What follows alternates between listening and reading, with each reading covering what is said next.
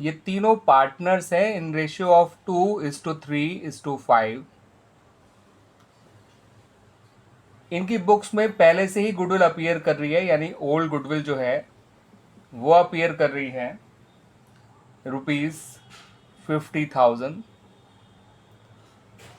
फिर यहाँ पर ये बताया गया कि जो एक्स है वो रिटायर हो गया है और उसके रिटायर होने पे जो फर्म की गुडविल वैल्यू करी गई है वो है ₹45,000। आपको वाई और जेड का नया रेशियो भी दे रखा है जो कि है इक्वल, यानी कि 1:1। इतनी इंफॉर्मेशन के बेसिस पे आपसे कहा गया है कि आपको एडजस्टमेंट एंट्री फॉर गुडविल पास करनी है, ठीक है, या गुडविल से रिलेटेड जो जो एंट्रीज पास की जानी है उन एंट्रीज को आपको पास करके दिखाना है।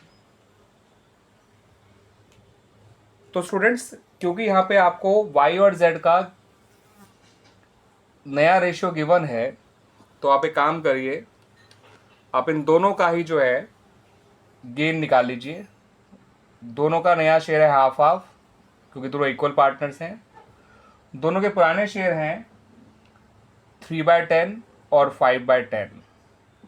सॉल्व करेंगे तो ये y का गेन आएगा 2/10, z का गेन आएगा 0, यानी केवल y ही है जो गेन कर रहा है।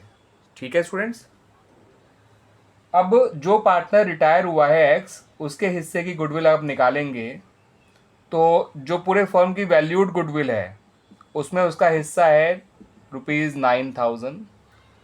अब ये 9,000 जो है इसको केवल y ही देगा, क्योंकि y ही है जो गेन कर रहा है, z तो ना ही गेन कर रहा है ना ही सेक्रीफाइस। ठीक है, तो जो फर्म की वैल्यूड गुडविल है उसमें x का हिस्सा है 9,000 और इसको ये 9,000 जो है वो y के द्वारा ही दिए जाएंगे, because he is the only one जो गेन कर रहा है। आप एक चीज़ और नोटिस कर सकते हैं, जितना y का गेन है उतना ही रिटायरिंग पार्टनर का प्रॉफिट शेयर है।